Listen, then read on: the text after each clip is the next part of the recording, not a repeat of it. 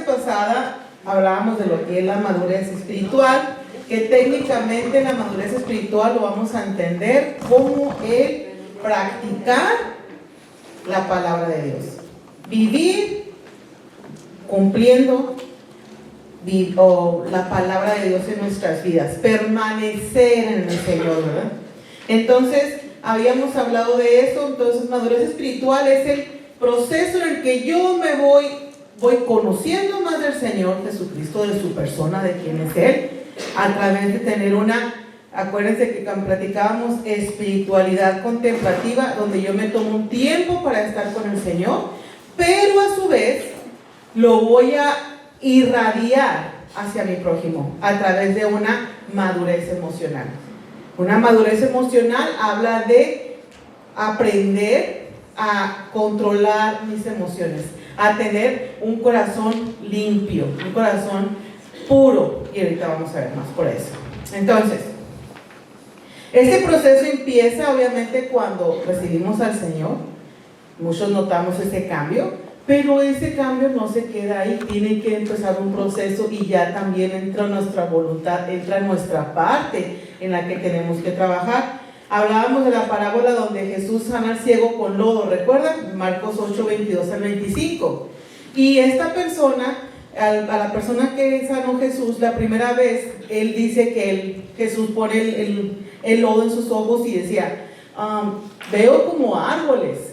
Hasta la segunda vez cuando Jesús lo sana. Y a esa parte se le dice que, o sea, Jesús pudo haberlo sanado a la primera, incluso sin haberlo tocado, incluso sin haber hecho lodo, incluso sin nada de eso. Pero el punto era que viéramos que es un proceso.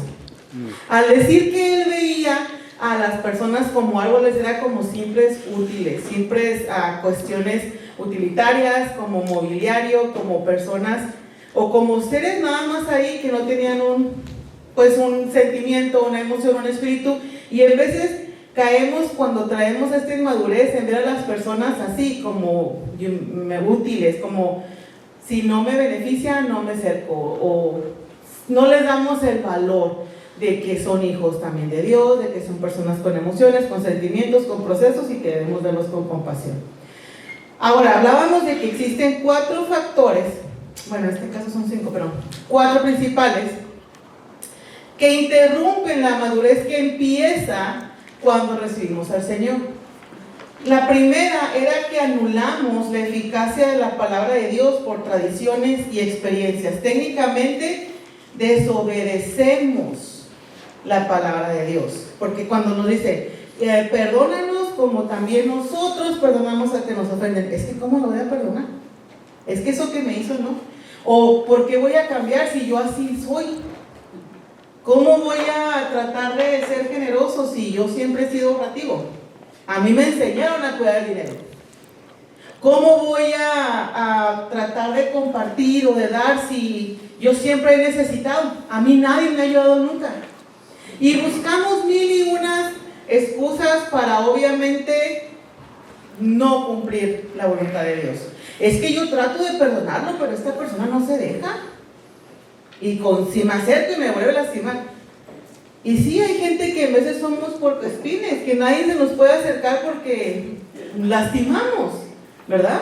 Hasta el proceso, hasta que iniciamos otra vez este proceso con Dios, pero técnicamente Dios, en veces nosotros esperamos primero sentir para hacer. Es que todavía no siento perdonar.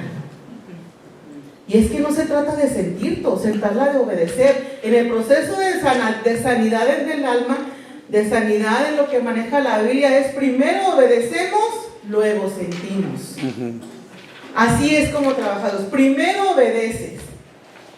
Híjole, es que yo no quiero perdonar, pero Señor, aquí estoy, y yo, hasta como uno dice, de pura boca para afuera lo dice uno, pero ya estás obedeciendo, ya estás empezando a obedecer.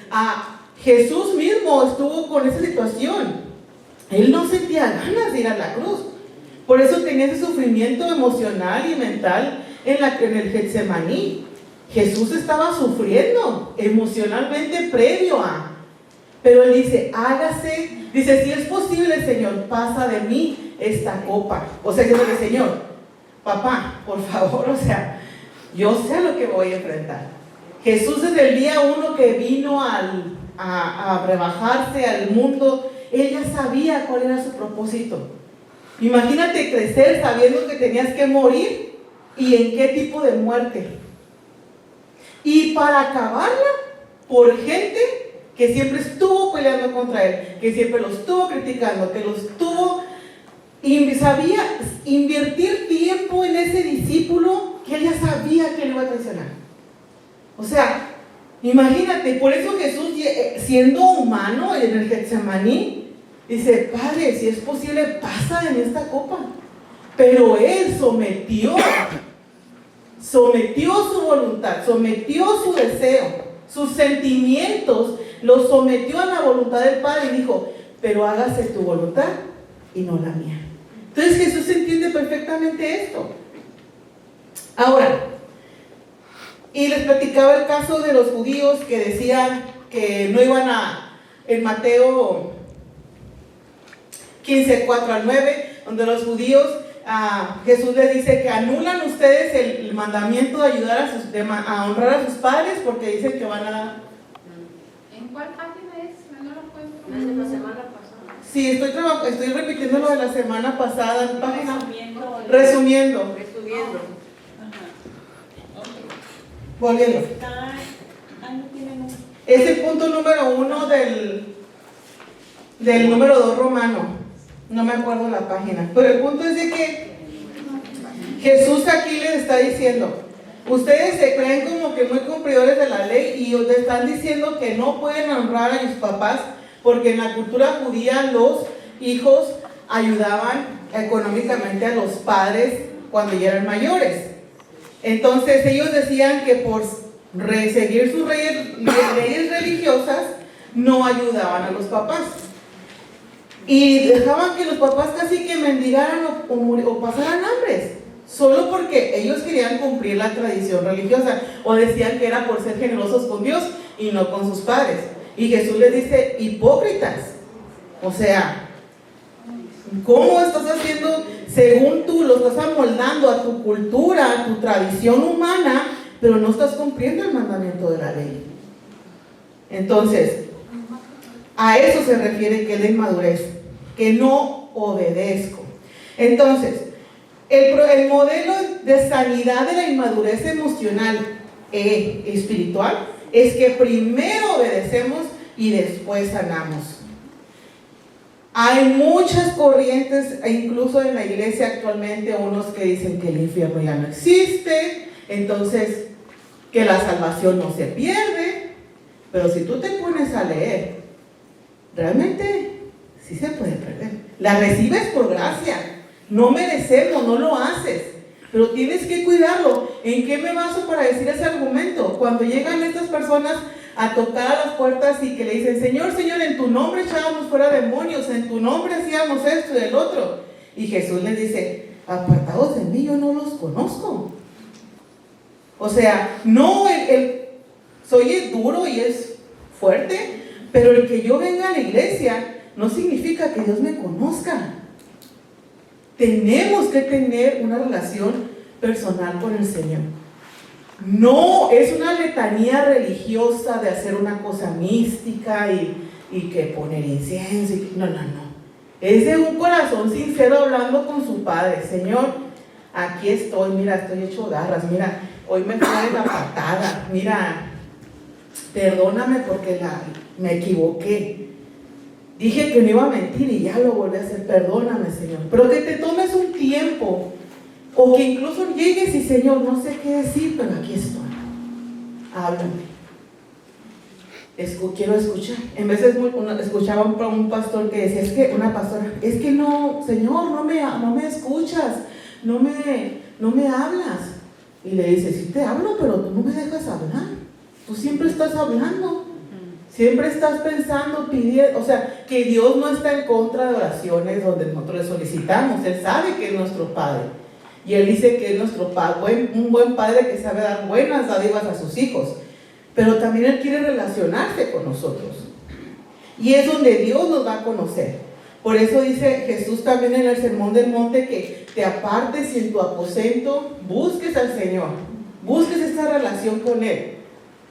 Ahora, entonces, ¿qué pasa cuando desobedecemos? Obviamente pecamos, ¿verdad? Pecamos deliberadamente. Ahora, ¿qué significa pecar? La palabra original de pecar significa errar en el blanco. O sea, yo tenía que irme para acá. Si yo pequé es que me fui para acá. Esa es la definición original de pecar, de la palabra pecar. Ahora, hay muchos, sabemos, pero uno principal que incluso fue que sacó el nombre del Edén fue la rebeldía, que es el acto de desobediencia donde yo creo o que quiero ser igual a Dios o que tengo la misma capacidad para tomar decisiones que Dios. Y tristemente la rebeldía es un pecado que abre puertas a muchísimos más. Yo ahorita les voy a poner un ejemplo. Y la rebeldía nos lleva a un rechazo. Fíjate lo que dice en 1 Samuel 15, 23 al 26. La rebeldía es tan grave como la adivinación y la arrogancia, como el pecado de la idolatría. ¿Por qué me rebelo? ¿Por qué no obedezco? Porque considero que mi opinión es mejor. Porque considero que yo voy a tomar la decisión correcta. ¿Cómo Dios me pide que yo vaya y bendiga a mi enemigo? O sea, ¿cómo? No puedo. Yo sí tengo honra. Yo sí tengo respeto a mí mismo. Luego sacamos el amor propio ahí a relucir. Y no es cierto. O sea, fíjate, la gravedad del pecado de la rebeldía es igual a la idolatría, a tener dioses ajenos, porque sustituyo el lugar de Dios en mi corazón por mi yo. Me pongo yo. Yo voy a hacer mi voluntad porque es mejor. No el que lo diga así, pero así actúo, al abiertamente desobedecer la versión, lo que dice Dios. Ahora, consecuencias de la rebeldía. Les dije, se abren puertas para otros pecados. Ahorita les voy a enseñar el diagrama. Volvemos al reino de las tinieblas. Hermanos, no hay de que yo soy un ser libre, un alma libre que vuela por el viento. No. O eres o esclavo o de Dios por amor, o perteneces a Dios porque eres su hijo y por amor decides estar y seguirle. O eres pecado de a quien sirves, y si sirves al pecado, pues eres hijo de quién. Y si yo no obedezco y estoy en el reino de las luz y no quiero obedecer las reglas del reino de la luz, o no quiero obedecer los mandamientos que al fin y al cabo son por mi propio bien. Ese es el fin de los mandamientos, es el fin de los límites, protegerte, cuidarte. Si tú lo entendieras, bueno, pues no quiero entrar en otro tema, pero el pueblo de Israel, esos mandamientos que Dios les dio fue porque los estaba protegiendo. Si no, el pueblo hubiera desaparecido a la primera. Entonces, al yo desobedecer, digo, ¿sabes qué, Señor? No me gustan las leyes de tu reino. Ay, no vienes, vaya. Y me voy para acá creyendo que soy libre. Y no. Ahora, ceguera es sordera espiritual. Es que yo no escucho la voz de Dios. Es que yo me siento como que oro y no pasa nada. Es que yo no sé ni qué hacer. Pues porque hay ceguera espiritual. Y aumenta la iniquidad generacional. Y eso es algo que lo quería hablar más. Le platicaba a los pastores. Ay, no sé, pero tenía tiempo sintiendo esto. El jueves, date cuenta que en la madrugada, así se me vino, y yo decía, ¿será, Señor? Y estuve orando. Y después el sábado con las predicaciones de la pastora y de la pastora Jenny, dije, Señor, creo que esto es una confirmación. Lo platiqué con ellos y me dijeron, sí, luz, ¿verdad? Pero, fíjate, la rebeldía abre pecado, abre al orgullo. Mi opinión es mejor. Yo sé lo que es mejor. Yo sé lo que está correcto. Yo. El yo, ¿verdad? Y conlleva la soberbia. La soberbia y la altivez es cuando yo veo a los demás inferiores, los demás todos son de tal condición, los demás no saben, yo sí sé, ellos no. Anarquía es antigobierno, no me dejo gobernar por nadie, no sigo las normas de nadie. Yo soy quien soy y no me parezco a nadie, decía la canción, ¿verdad? Sí. Y aún así sigo siendo el rey de, aunque me equivoque, aunque vaya de la patada, pero que voy a doblar la manita. Egoísmo, donde todo debe girar en mi beneficio, es que si Dios no me responde a esta oración es que no me ama, es que no me quiere, es que si fulanito de tal no hizo esto fue porque no me aprecia. Todo gira alrededor del yo-yo, el egoísmo. No se diga de dar, de ser generosos, mucho menos entremos en eso. Autosuficiencia. En Habacuc 1:11, no vamos a alcanzar a leerlo, pero dice, y el pecado de ellos fue creer en su propia fuerza, cuando la fuerza viene del Señor. Muchos de nosotros caemos en eso, y yo lo caí muchas veces, he batallado con eso, de que piensas que para salir adelante de tus problemas, tú eres quien tiene que resolverlo, tú tienes que echarle más, no es que estamos problemas económicos, hay que buscar otro trabajo, hay que hacer esto, hay que hacer otro. ¿Y cuando me acerqué a preguntarle a Dios qué debo hacer? O estoy enfermo, o me detectaron algo, y corro a decirle a todo el mundo y que me den remedios, y voy al TikTok para ver qué encuentro de medicina que pueda seguir. Pero cuando me acerqué a preguntarle al Señor, creemos que nosotros somos los capaces de salvarnos a nosotros mismos.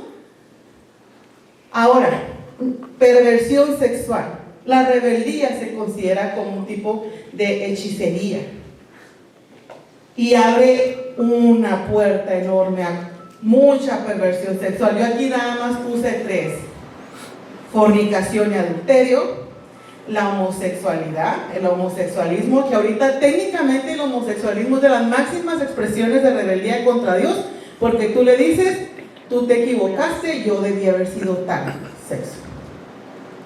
Tú te equivocaste al hacerme así, yo era asá.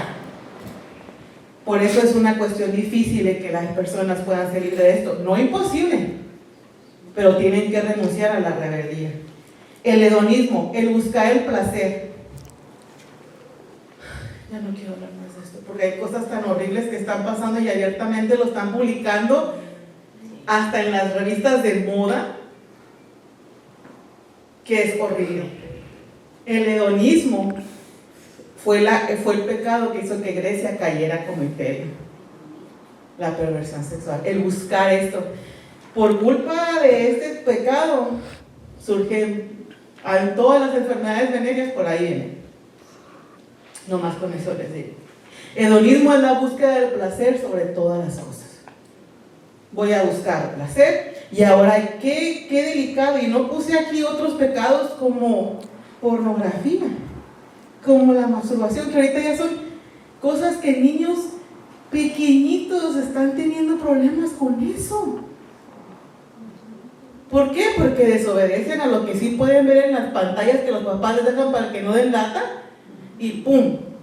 La pornografía ya está a un clic de distancia. Ni siquiera tenemos que irnos muy lejos. Y no es un pecado nada más de los hombres, las mujeres también tienen problemas con eso. Todo humano que tenga unas hormonas sexuales se va a ser tentado por esa situación. Y tenemos que tener cuidado. La idolatría, volviendo. Idolatría es adorar cualquier cosa, objeto o persona que no sea Dios. Y eso se compara como a la hechicería y a la brujería, al ocultismo, que nos lleva también incluso a hacer como estas declaraciones donde, y es que Señor, y que a esta persona le pase esto y esto y esto y esto. O sea, óyeme, eso ya es una hechicería, eso no es oración. Es una maldición que tenemos que tener cuidado. Egocentrismo y humanismo, todo gira alrededor del mundo. Ahorita el nuevo orden mundial está a un paso y todo abarca para esto, a la supremacía del humano, de la libertad de expresión. ¿Sabían que ya ahorita en Escocia se publicó una ley donde ya se prohíbe orar en tus casas si tú vives alrededor de una clínica de aborto? Si tú vives en si tu casa está aquí y la clínica está allá, tú no puedes orar, ni tener música cristiana, ni leer la Biblia en voz alta, absolutamente nada. Ni Porque traer ropa que diga algo de Jesús, algo religioso. ¿Sabías que actualmente, ya ahorita en muchos países se está prohibiendo el nombre de Jesús? Puedes decir Alá, Buda, Mahoma, cualquier persona que tú quieras, hasta Maradona, porque si sabían que Maradona, hay una religión que adoran a Maradona, ¿no? Así de absurda la cosa. Lo pueden mencionar, pero no pongas el nombre de Jesús, porque entonces, si tú hablas de Jesús o pones el nombre de Jesús, tú eres ya un fanático religioso. Lo que antes eran los musulmanes, casualmente ahora somos los cristianos, los fanáticos religiosos. Y ceguera espiritual, que causa que confusión. Siento que leo la palabra, no la entiendo, a veces no sé ni cómo orar, puedo ser fácilmente engañado por doctrinas falsas, que ahorita, ¿cómo? Tienes que tener cuidado incluso de qué pastores tú sigues en las redes sociales, y pseudo pastores, me atrevo a decir. Ahora ya cualquiera se pone a decir cosas y dices tú, ah, caray. Y iglesias grandísimas, de miles de personas, están siendo engañadas por doctrinas ya que no son bíblicas. Estamos en tiempo de que tenemos que tener mucho cuidado con eso, es de estar siempre con una actitud de humildad buscando a Dios. Entonces esas son algunas de las consecuencias. Ahora, ya pequé, ya me rebelé. ¿Cuáles son las consecuencias? Vamos a ver el ejemplo de Saúl, que fue uno de los principales, bueno, uno de los más conocidos. Y si tú lees aquí, bueno, Saúl fue ungido como el primer rey de Israel. ¿Y por qué fue ungido? Porque el pueblo se aferró a que ellos querían un rey como todos los demás. Dios era su rey, pero lo rechazaron por tener un humano. Imagínate la bendición o cómo hubieran sido si hubieran seguido como Dios, como su rey. Pero así somos, ¿verdad? Dijo el otro, así somos. Después Samuel dijo a Saúl: Jehová me envió a que te ungiese por rey sobre Israel, pues está atento a la palabra de Jehová. Así dicho Jehová de los ejércitos: yo castigaré lo que hizo Amalec a Israel al oponerse en el camino cuando subía de Egipto. Ve pues y hiere, o sea, se mata a Amalec y destruye todo lo que tiene, y no te apiades de él. Mata hombres, mujeres, niños y aún a los de pecho, vacas, ovejas, camellos, bla, bla, bla. Voy a reducir. Y después, primera de Samuel 15, vayamos al 7, dice: y Saúl derrotó a las amalecitas desde Javila hasta llegar a Sur, que está al oriente de Egipto, y tomó vivo al rey Agag, rey de Amalec. Pero a todo el pueblo lo mató a filo de espada. Y también perdonó a lo mejor de las ovejas, del ganado, de los animales, de los carneros, y de todo lo bueno, ¿verdad? O sea, vámonos a lo que le dice Dios. Vamos a ir rápido. Dice 22, llega Samuel con Saúl y le dice: ¿se complace Jehová tanto en los holocaustos y víctimas como se obedece en la palabra de Dios a las palabras de Jehová? Para esto Saúl le dice, es que el pueblo quiso quedarse con lo mejor. O sea, él prefirió escuchar o seguir a las personas por temor al hombre, que nosotros hacemos eso. Hacemos las cosas más por estar bien con la gente que por estar bien con Dios. Y es que Samuel le dice, o sea, que Dios se complace más en los holocaustos que en la obediencia.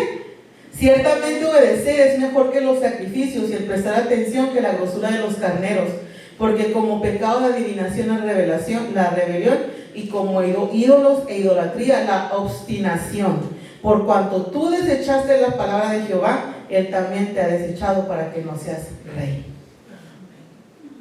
Desecharnos de que te voy a castigar 5 minutos y luego ya te regresas. Y bueno, volviendo. Podríamos ahorita. ¿Qué pasa? Entonces Saúl es rechazado como rey y en ese momento empieza Dios a buscar y ya tiene su reemplazo que es David, ¿verdad? Pero ¿qué pasó con este rey Agag? Este rey Agag resultó ser, se logra escapar. Si tú lees más adelante, se logra escapar y después se levanta. Él obtiene otra vez descendencia y esa descendencia se levanta contra el pueblo de Israel, y lo puedes buscar tú en Jueces 3:13 y Jueces 6:3, donde ya no solo viene solo, ya no vienen nada más los amalecitas, sino van y traen a otros pueblos que son enemigos del pueblo de Israel, a los moabitas y a los madianitas. No viene solo. ¿Qué pasa cuando en la parábola donde dice que Dios sana, bueno, que la casa, ¿se acuerdan? Y que la casa salen los demonios, sale el demonio y se va a vagar al desierto, pero la casa se queda vacía. Y ya cuando va a regresar el demonio no viene solo, trae 7 más. Qué casualidad que cuando dejamos que este se quedara vivo, no lo matamos bien, viene con más. Jueces 3:13 y Jueces 6:3 lo pueden leer ustedes. Y vienen y se levantan en guerra contra el pueblo de Israel. Vienen los gigantes que tú no mates van a atacar a tus generaciones. Y a eso le vamos a llamar iniquidad. Es la maldad que vienen y visitan a la 3ª y 4ª generación. Cosas que tú estás viviendo quizá ahorita fueron gigantes que tu familia, que quizá no conocía al Señor, fue alimentando. Y luego, para acabarla, Amán, ¿se acuerdan en el libro de Esther? De Amán, en Agagita, Agageo era descendiente de este rey que Saúl lo mató y que quiso matar a todo el pueblo de Israel. Pero Dios levantó una Esther que obedeció aún cuando sabía que le podían dar crack, pero obedeció antes de sentir. ¿Tú crees que Esther no tenía miedo de que la decapitaran? Claro que él tenía miedo. Esther era perfecta, había tenido una vida súper de preparación. No, había sido una huérfana que vio morir quizá a sus padres.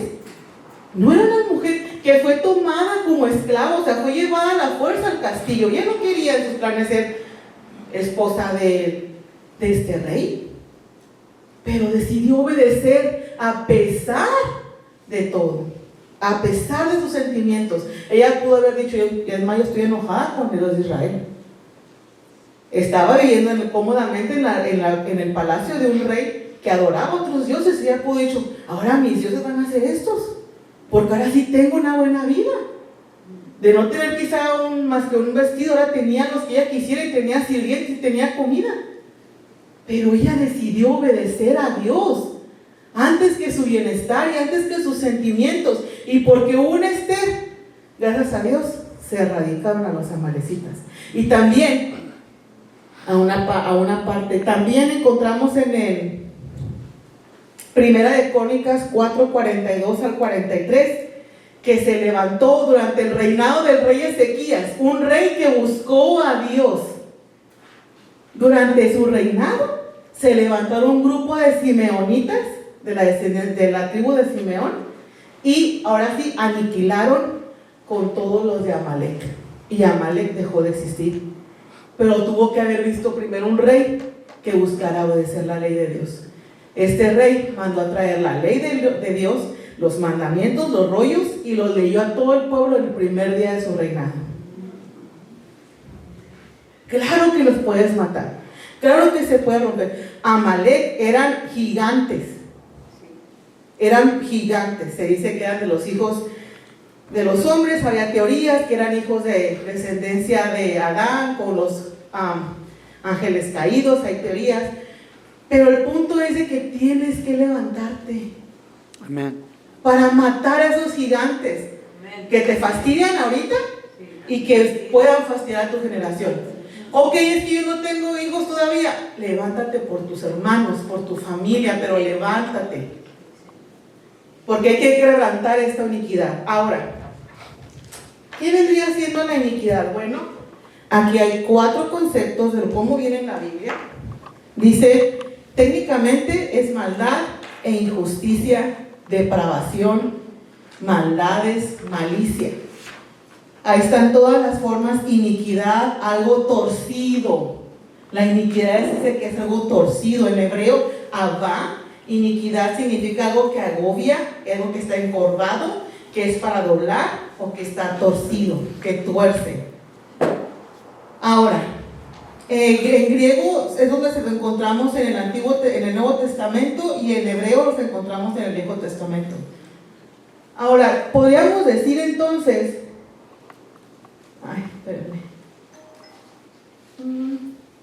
imagínense que esto es una cadena de ADN. Puse su imaginación porque lo mío no es dibujar. Entonces, ese es nuestro ADN. Todos tenemos un ADN que se transmite de generación en generación, que nos da características físicas, emocionales incluso. ¿Sabían que hay genes que transmiten el temperamento de padres a hijos? Por eso dicen, ay, tienes el temperamento de tu papá. Ay, pues ¿por qué? Ahí venía. El ADN viene siendo todo de como el software de cómo vas a ser. Todo el diseño de cómo vas a ser. Alto, chaparro, grueso, delgado, pelo tal, ojos tal. Va a ser zurdo, derecho. Temperamento colérico, sanguíneo, todo eso. Ahora, esta sería la herencia que tú pasas, ¿verdad? Pero supongamos que nuestros antepasados empezaron a pecar y empezaron a manchar, a engrosar, a traer esos pecados. Iniquidad es el pecado del que no se arrepienten, del que no nos arrepentimos. Hubo violaciones, hubo engaño, hubo incesto, hubo orgullo, hubo robo, avaricia, incluso homicidio por dinero. Hubo aborto. Ve cómo se va deformando. Y luego viene, ese fue tu papá, pero tu abuelita o tu abuelito, por ambas familias, también le agregaron alcoholismo, drogadicción, adulterio, brujería, hechicería. Y cada generación le vamos agregando mientras no clamemos la sangre de Cristo sobre eso. Por eso en Efesios dice que Jesús ya se vuelve nuestra herencia. Cuando realmente buscamos a Jesús, cuando realmente venimos a conocerle, se nos corta esta herencia y tenemos la herencia de Cristo. Tenemos el ADN celestial. Amén. ¿Y cómo se manifiesta eso? Con el Espíritu Santo. Amén. El Espíritu Santo viene a orar en ti, pero tenemos que primero decidir cómo brinco de un reino en otro. Obviamente que Jesús me da la entrada gratis, pero tengo que mantenerme aquí, y es a través de la obediencia. En Éxodo 34:7, vamos a leerlo rapidito. Dice, y está hablando de lo que hace, dice, lo que hace Jesús, Dios, dice que guarda misericordia. Están hablando de una descripción de quién es Jehová. Porque después explicaré por qué cuando Dios por primera vez se revela a Moisés, Él dice, yo soy el que soy. Él expresó eso porque Él hace referencia a que Él es un Dios infinito, trascendiente, omnipotente, omnisciente. No hay un punto de comparación. Por eso dice Él, yo soy el que soy. Y están tratando los judíos, tratando de agarrarle uno, o sea, de decir, ¿cómo es nuestro Dios? Y dice, es un Dios que guarda misericordia a millares, que perdona la iniquidad, la rebelión y el pecado. y que de ningún modo tendrá por inocente al malvado, que visita la iniquidad de los padres sobre los hijos y sobre los hijos de los hijos hasta la tercera y cuarta generación. Entonces Moisés, apresurándose, bajó la cabeza hasta el suelo y adoró y dijo: ahora, Señor, he hallado gracia en tus ojos. Vaya ahora el Señor en medio de nosotros, porque es un pueblo de dura cerviz, y perdona nuestra iniquidad y nuestro pecado, y tómanos por tu heredad. ¿Se acuerdan que les he hablado de lo que era el Shema? El Shema, que es la oración de los judíos.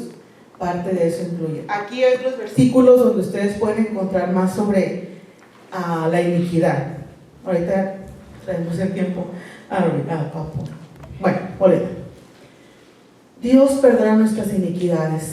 La sangre de Cristo vino y nos cambió este ADN pecador por un ADN de Jesús, de Jehová, de nuestro Dios. Y ahora ustedes, si son la primera generación y tienen hijos y tienen nietos, y conforme ustedes van matando estos gigantes que mantenían estas iniquidades abiertas como el orgullo, vas matando este gigante del orgullo, y vas matando este gigante de la falta de perdón, y vas perdonando, y vas rompiendo con ese amor del dinero, porque hay familias que por generaciones han tenido este problema del amor al dinero, que incluso se han matado. Vas acabando y vas rompiendo con esta maldición de perversión sexual en tu familia, que vemos que hay personas con homosexualismo, que están viviendo atadas al homosexualismo, o patrones de que fulanitas fueron atacadas sexualmente. Vamos a entrar más en la próxima semana, pero el punto es de que mientras más yo vaya buscando a Dios, más esté tratando y esforzándome por obedecer la voluntad de nuestro Dios, esto se va a ir borrando, y nuestras generaciones y tus generaciones van a crecer una libertad que, híjole, de veras es la mejor herencia que tú les puedes dar. Olvídate de que dinero, casa, que les dejes el camino abierto para que ellos puedan conocer a Dios, buscarle, y quizá a lo mejor te toque o no te toque que ellos conozcan al Señor, pero Dios es fiel y Dios lo va a hacer. Y incluso si nosotros no llegamos a estar aquí, Dios tendrá misericordia de ellos, porque tú empezaste a obedecer, tú empezaste a cambiar la historia de tu familia. Amén. Pero necesitamos obedecer. Y obedecer no nos va a ser fácil, pero vale la pena. Vale muchísimo la pena. Entonces, obedecemos y después sanamos. Y es así como la Biblia nos llama a seguir el proceso. Aunque duela, obedecer al negarnos a nosotros mismos a través de la práctica de la palabra de Dios, empezaremos a distinguir y a discernir lo bueno, lo que Dios te pide y lo que no es de Dios. Y vas a empezar a escuchar la voz de Dios. Dios te va a empezar. No es que Dios no te haya hablado, no es que Dios no te haya querido bendecir, pero tú tenías que reparar tu muralla, tomar la decisión de empezar a sanar eso. Dios te dio la herramienta, Dios te dio la libertad, Dios nos dio el Espíritu Santo. Recordemos lo que Jesús fue para los discípulos, humanamente hablando, que Él estuvo ahí, los enseñó, los abrazó, los instruyó, los disciplinó. Ahora es el Espíritu Santo, el poder de Dios mismo en nosotros para ayudarnos. Pero tenemos que tomar la decisión. Quería preguntar, ese poder que el Señor nos ha dado de limpiar todo eso que han traído nuestras generaciones pasadas, ¿qué pasa con ellos si no murieron en gracia o si no tuvieron tiempo de pedir perdón? Porque si estamos en esta generación ya donde estamos limpiando orgullo, todas esas cosas que nos explicaste ahorita, ¿qué pasa? ¿Qué puede haber algo que nosotros hagamos para que cambie la eternidad de ellos ahorita? Exacto, No. ya no. Por eso, Ya, ¿te acuerdas de la parábola donde está Lázaro y el rico, Sí. Lázaro y el rico? Ajá. Y le dice el Lázaro le dice el rico que está en el infierno a Lázaro, mándale avisar a mi familia, pídele a Abraham que mande le avise a mi familia. Y Abraham le dice, ya no se puede ni ir de aquí para allá ni de allá para acá. Otra cosa, hermanos, gracias a Dios tenemos la salvación, conocemos a Jesús, pero el cómo vamos a vivir en la eternidad, la estamos haciendo con nuestras acciones diarias. Eso es otra cosa, que a veces no estamos conscientes. Como que medio vengo a la iglesia, como que medio hago caso, como que, no ustedes, digo otra gente, porque ustedes están aquí. Pero, o sea, como que hoy sí tengo ganas de levantar las manos y adorar a Dios, como que hoy sí tengo ganas de diezmar.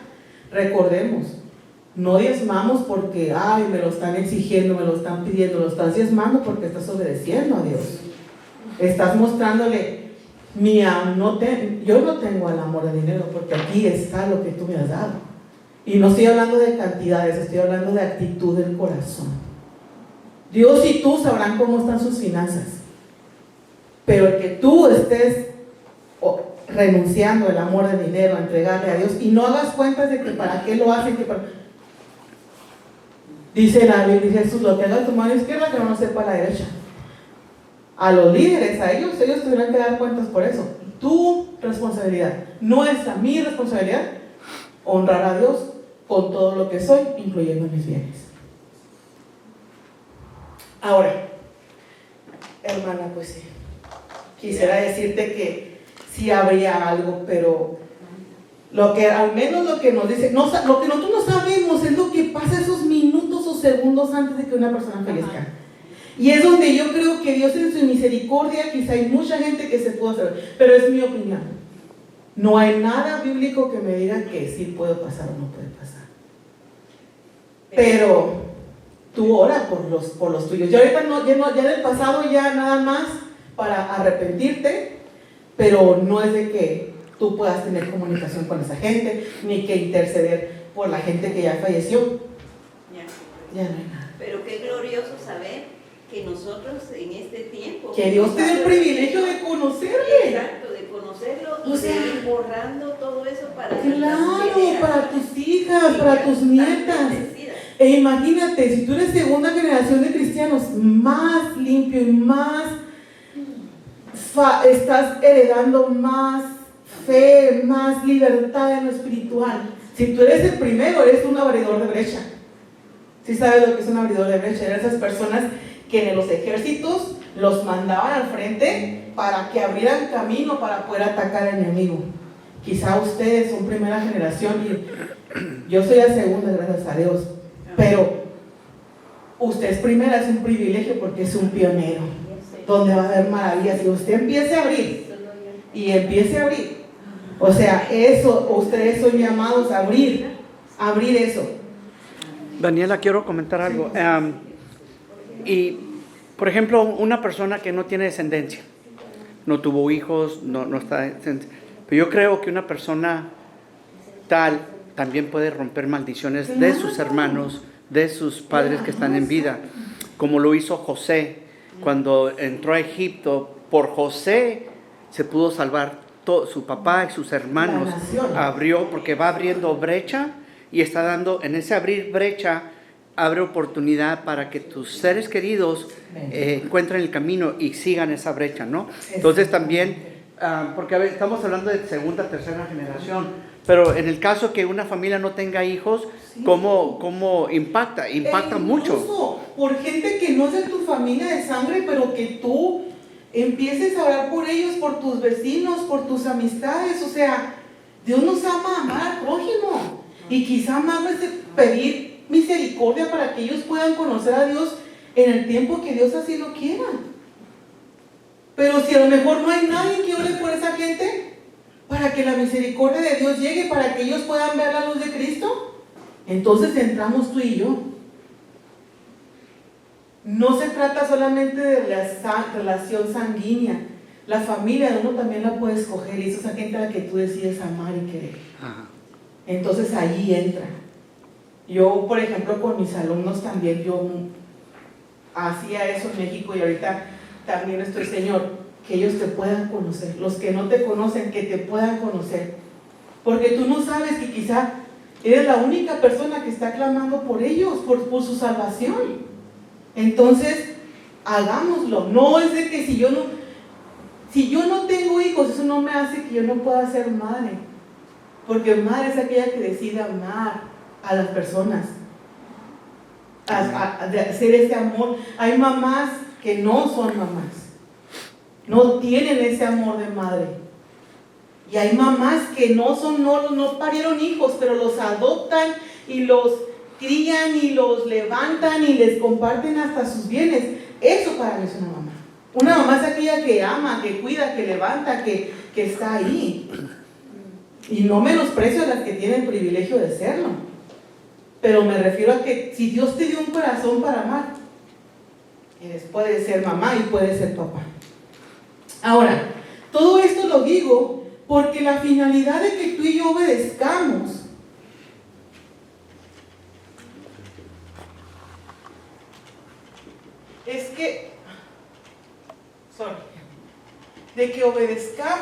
es que nos va a llevar a buscar la santidad. ¿Por qué yo necesito vivir en santidad? Ahora, ¿qué es santidad? Muchos pensamos que es andar vestidos de blanco, medio pelones, con una aureola, no hablar, no comer, levitar. No. Santidad significa vivir apartados del pecado. Ahora, una cosa es pecar ocasionalmente, de que ching, se me salió la mentira, ay Señor, perdóname. Pero rápido arrepentirme, rápido levantarme si me caí. Pero otra cosa es que ya me gustó vivir aquí y ya se me hizo costumbre mentir. Ahí ya no estoy viviendo en santidad. Entonces, ¿por qué necesito la santidad? Para poder llegar a donde está Dios. Para poder llegar a Dios. Si yo no tengo santidad, yo no voy a poder ver a Dios, yo no voy a poder llegar a una eternidad con Él. Recuerden lo que les dije en las clases anteriores. Podemos tener dones. Tú puedes tener dones, tú puedes predicar excelente, tú puedes ser un evangelista y miles venían a los pies de Cristo. Porque Dios va a seguir usando el don por el bien y el amor de los otros. Pero eso no significa que tú vayas a conocerlo. No confundamos el éxito ministerial o el éxito en términos humanos con una relación de santidad.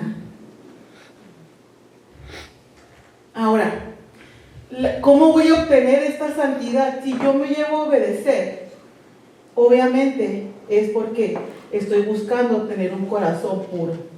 Lo que nos dice Mateo 5:8 en el Sermón del Monte. Bienaventurados los de corazón puro, igual limpio, porque ellos verán al Señor. Dios es santo. Dios no puede estar conviviendo con el pecado. Por eso en su gran amor Él mandó a Jesucristo para que nos salvara, ¿verdad? Pero necesito esto para poder vivir en santidad. En Hebreos 12:14 dice: y procurar estar en paz con todos, y sobre todo buscar la santidad, sin la cual nadie verá al Señor. Y en la tarde que estaba repasando esto, leía unos apuntes extras en la Biblia y decía: con las condiciones del mundo, tienes que procurar estar en paz con las condiciones del mundo, pero sin poner en juego tu santidad. Sí voy a buscar estar bien con todos, sí voy a buscar ser amorosa, ser generosa, estar presente para los que me necesitan, pero sin poner en juego la santidad. No voy a pecar para agradarle a mi familia.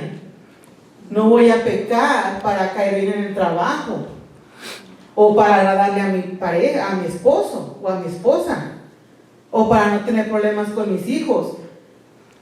No puedo poner en riesgo mi santidad. Ahora, no es perfección. Repito, no es perfección. Santidad es el acto constante de estar buscando agradar a Dios y vivir alejados del pecado. No vivir en el pecado. ¿Vamos a pecar? Sí. Todos los días.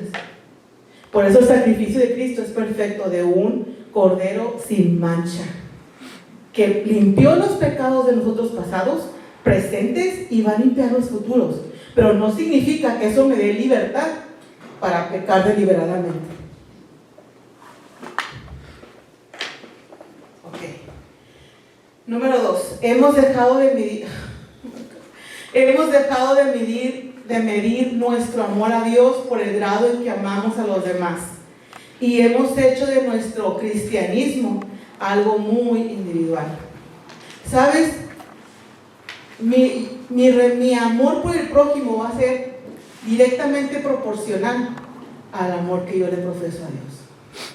Wow. Si yo tengo problemas para amar a un hermanito, una hermanita, para amar a mi prójimo, entonces yo no estoy comprendiendo bien el amor de Dios.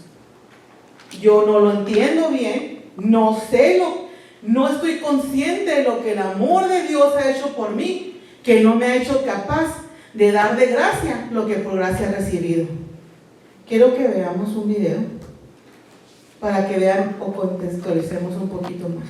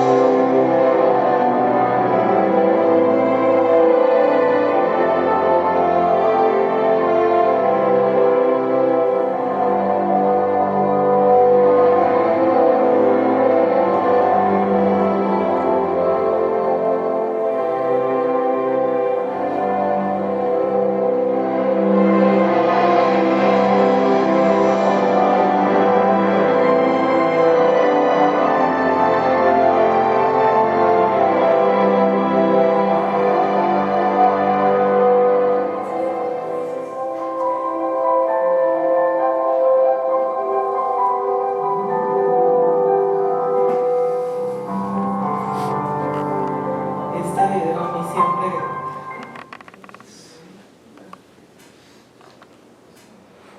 Ese es el amor del Padre. Para ti y para mí. Y eso que estamos hablando, o sea, te conmueve, imagínate, eso pasó. Y yo pienso que cuando Dios Padre, cuando Jesús le clama en la cruz que lava, sácame, ¿verdad? Padre, ¿por qué me has abandonado? Y que Dios guarda silencio, es porque yo pienso que Dios estaba con el corazón destrozado por ver a su hijo así. Ahora,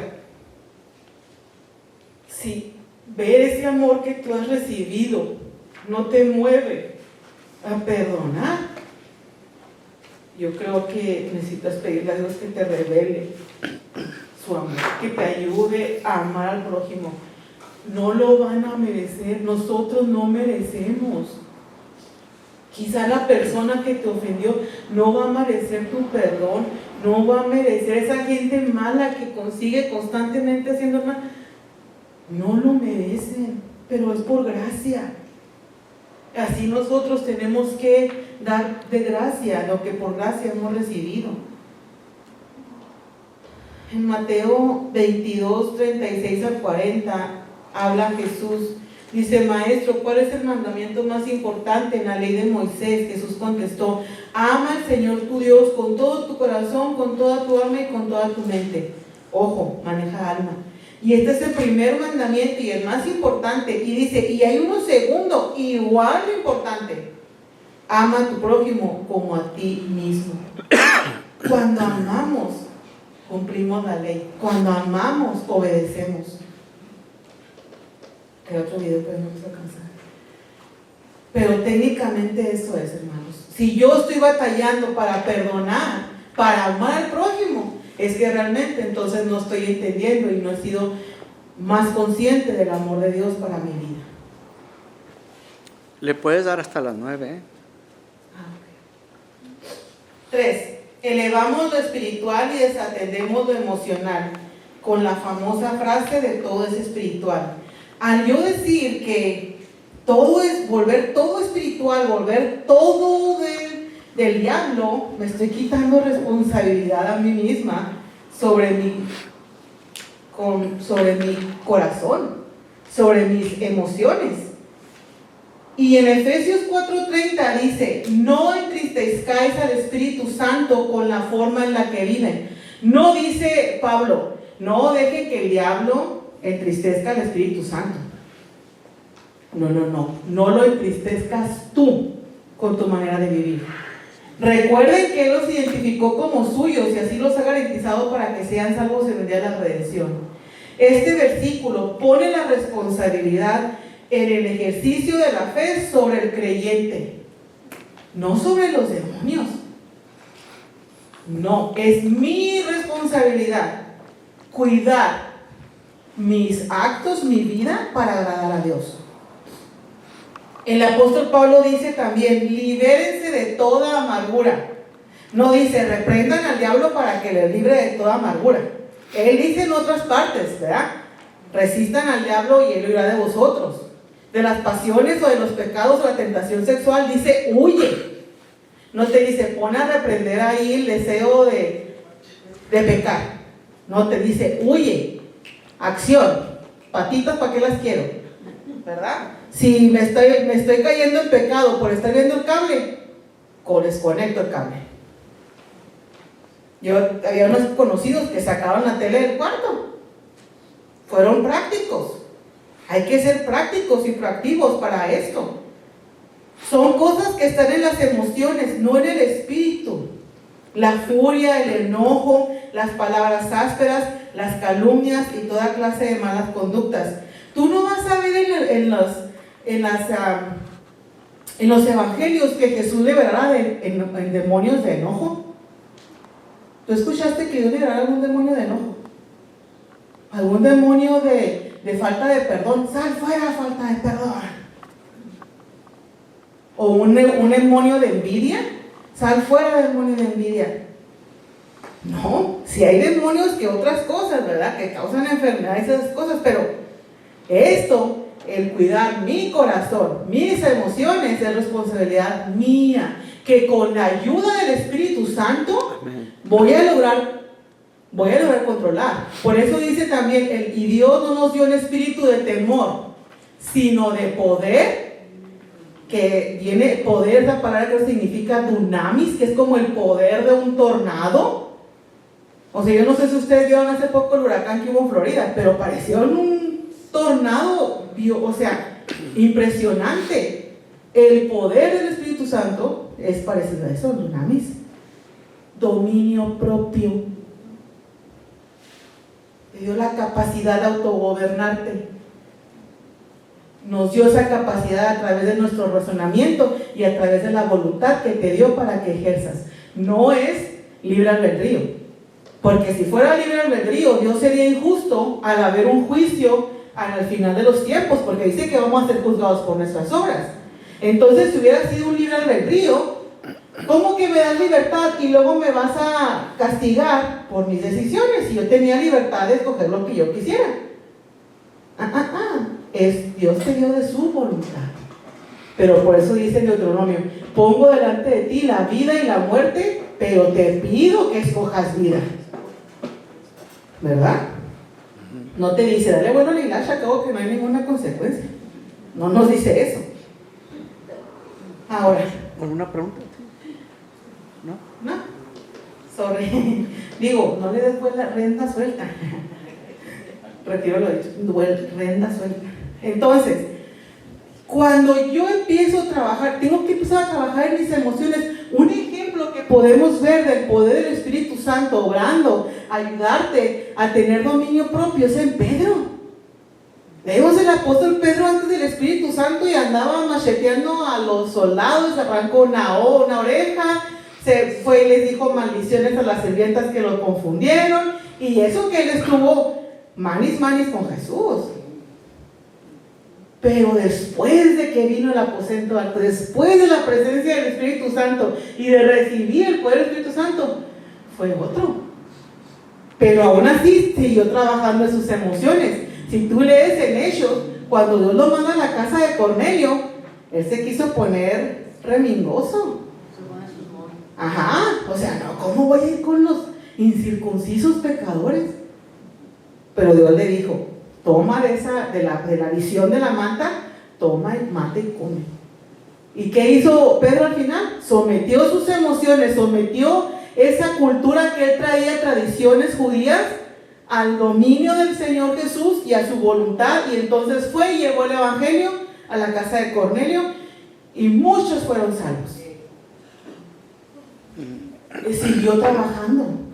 Después vemos en los concilios de Jerusalén y de Nicea que había conflictos también de los apóstoles por sus emociones.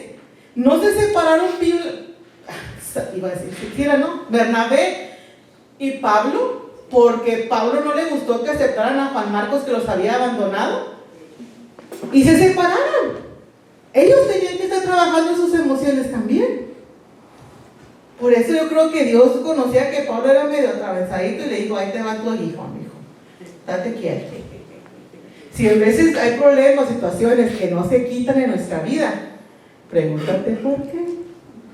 Yo lo hice, nosotros lo hicimos, vamos. Ay, Señor, ¿por qué está pasando? Pues, o sea, porque a veces nos ponemos a reprender y yo reprendo, y yo declaro, y yo renuncio, y esto, y él agarro la vara de Moisés, y agarro el aceitito, y unjo todo, que no está mal. Pero ¿y qué tal que es algo que yo estoy haciendo mal? Una actitud que yo no cambio, y me está llevando a un pecado. ¿Qué tal que yo no sé controlar mi lengua, y constantemente estoy criticando? Y abro esa puerta.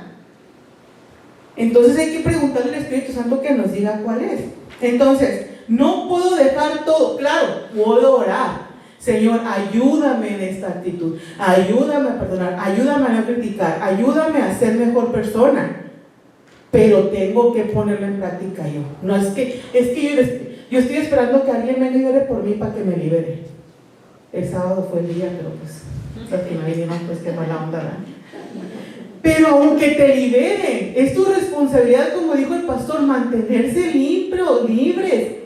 llenarse con el Espíritu Santo, como el ejemplo de la casa limpia y los demonios, ¿se acuerdan? Si no, se va a venir a llenar de otras cosas. Entonces, necesitamos llevar a cabo la acción de la palabra para sanar mis emociones. Entonces, yo vengo a la presencia de Dios, derramo mi alma, derramo mi angustia o mi alegría, y Dios la recibe, y luego yo me muevo a la acción de la obediencia para sanar cualquier área de mi vida. Hay personas que tienen unos testimonios tremendos y han sido muy ofendidos, muy heridos, pero han pasado por este proceso y eso lo han usado para servir al Señor. 4. Nos saturamos de actividades y abandonamos la práctica de la presencia de Dios. Estamos en una prisa constante. Creo que todos tenemos todo un día ajetreado, corremos, vamos de un lado para otro, agarramos tráfico por mucho tiempo. Y claro que hasta así es el estilo de vida. Y sobre todo las mujeres que, ay, ¿qué voy a hacer de comida? Y vas pensando en la comida, ¿y qué vas a hacer de comida? Y luego, ay, no tengo cilantro, tengo que ir a comprar cilantro. Y, ay, después me regreso y llegas a la casa y ya diste de comerlo. ¿Y qué voy a hacer de cenar mañana? Y ya estamos acostumbrándonos. Nos hemos acostumbrado al estrés, al estilo de vida de la Marta, ¿verdad? Afanados y turbados. Y parte de eso tiene que ver nuestra cultura. Porque mi mamá cuando recién vino aquí, vamos a la tienda, mamá, y decía, ¿ya no llegamos? ¿Ya no llegamos? Digo, no, más son media hora. Aquí todo tarda mucho para llegar. O sea, ¿verdad? Porque ya en el pueblo hermoso de uno, sale caminando, ahí vengo con las tortillas a la esquina, compras las tortillas, te vas a tu casa, comes. Yo hacía 15 minutos para llegar a mi trabajo. Aquí hago 1 hora y 20. O 1 hora y 15, o cuando me va bien 50. Pero ese es el estilo de nuestra vida. Pero aún en medio de esto, debemos de hacernos un tiempo para buscar la presencia de Dios. ¿Sabías que la palabra Noé o Noah significa descanso?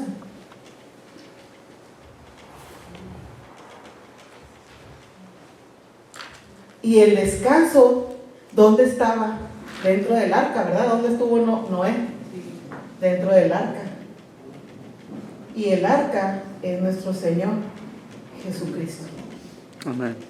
¿¿Dónde voy a encontrar yo esa paz, ese descanso? En Jesús. ¿Ganaron los ellos? ¿Sí? Es que son los cohetes. Sí.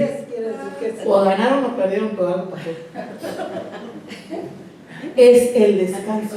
Nosotros fuimos creados para vivir, para experimentar el placer. ¿Sabías que el Edén, el huerto que Dios creó, significaba placer? Y el placer que nosotros buscamos en veces, queremos llenar, nada más se llena con la presencia de Dios, porque fuimos diseñados para experimentar placer en la presencia de Dios. Amén. Todos los días Dios en persona bajaba a caminar con Adán y con Eva. Todos los días ellos experimentaban la presencia de Dios. Y el pecado los sacó de ahí. ¿Qué pecado nos sacó de ahí? El orgullo, el querer ser igual a Dios. ¿Sabías que cuando Eva contestó la primera vez, ella contestó bien? El problema es que Eva siguió platicando con el enemigo. Muchas veces nosotros seguimos platicando con el enemigo aquí. Cuando Eva le contesta por primera vez, no, es que Dios nos dijo que de este fruto no podemos comer, que podemos comer de todos los otros frutos del Edén, pero de este no. Y ella siguió la conversación. Le puso atención al diablo y le dijo, oye, pero ¿sabías que si comes de este serás igual a Dios? Error. Muchas veces no vamos a poder impedir que vengan esos pensamientos del enemigo a querernos bajar la fe, bajar la moral. Porque si bajas el escudo de la fe, ¡ping!, te van a llegar los dardos. ¿Se acuerdan en Efesios 6, lo que es la armadura de Cristo y es el escudo de la fe para apagar los dardos de fuego del maligno? Esos dardos, ese escudo que me protege de esto es la fe. Y cuando yo empiezo a escuchar la voz del enemigo aquí, es que no vas a armarla, no, mira, no hay casi trabajo, no vas a poder pagar la renta, ¿y cómo lo vas a hacer? Esos pensamientos a las 12 de la noche, 1 de la mañana. Oye, ¿tu hijo no te habló? ¿Estará bien? ¿Estará pasando algo? ¿No lo viste muy extraño? No te notas. Oye, ¿y qué tal que mañana vas a hacer el freeway? ¿Y por dónde te vas a ir? O sea, la verdad yo tengo que estarme aterrizando eso. Yo les había dicho, hermano, yo estoy controlándome para quitarme pensamientos ansiosos, porque por mucho tiempo estuve en mucha ansiedad y estrés y se me quedó la costumbre, entonces yo tengo que aterrizarme solita. Y lo que digo, no, me empiezo a pensar en la palabra.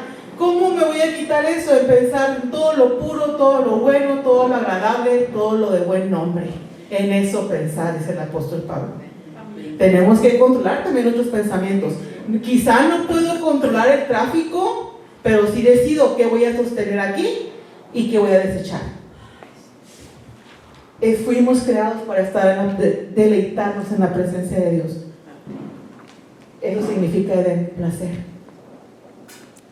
Nos salimos de la presencia de Dios, vino la decadencia de nosotros, pero después vino Jesucristo para darnos descanso. Por eso dice que venid a mí todos los que estéis cansados y turbados, que yo los haré descansar. No significa que no va a haber tormentas, no significa que no va a haber problemas, pero Él va a ser esa arca en medio de la tormenta, en medio de ese diluvio que tú puedes estar experimentando. Tú estás en Él, tú estás dentro de Él y lo vas a pasar bien. Y todo va a estar bien, porque si Él está contigo, todo va a estar bien y todo va a ser para bien. Romanos 8, ¿se acuerdan? Y todo lo que pasa es para bien de los hijos de Dios, los que amamos a Dios. Y el último, ya para terminar, el próximo semana empezar así con ya la oración y la liberación. Vayan orando, díganle a Dios que les muestre qué iniquidades tenemos que romper, que Dios nos vaya mostrando. Vamos a hacer un ejercicio, pero aún así, si tú le preguntas a Dios, Dios te va a decir sueños, visión, alguna confirmación, vas a leer la palabra, incluso te puedes meter al Facebook, TikTok, no sé qué, y te puede salir una confirmación. Dios puede usar, si usa una burra, puede usar las redes sociales, pero tampoco abuses, nunca sin tener el antecedente de la palabra de Dios, ¿verdad? Tenemos una definición errónea de lo que es el éxito. El éxito para nosotros debe de ser permanecer en la presencia de Dios. No cuánto dinero tengo en mi banco, que sería bueno tener, ¿verdad? Extra, pero no es tu trabajo, no es tener una jubilación al 100, no es tener tal estatus, no es tener tal casa. Tu éxito, que no está peleado, porque Dios te lo va a dar. Dice que cuando buscas primeramente el reino de su justicia, todo lo demás será añadido. Dios no está peleado con las riquezas. No hizo más rico al hombre que ha sido más rico del mundo. Dios lo hizo rico, pero Él le pidió sabiduría. Él no le pidió dinero. El rey Salomón hasta ahorita se sigue considerando el hombre más rico que ha existido en la faz de la tierra, y eso fue hace siglos. Y él no pidió dinero, él pidió sabiduría para hacerlo agradable ante Dios. Él empezó buscando el reino de Dios, y Dios te va a dar todo eso. Y no hay edad para que Dios te pueda prosperar, y no hay edad en la que tú no puedas ser emprendedor. Amén. ¿Qué tal que Dios te da un negocio?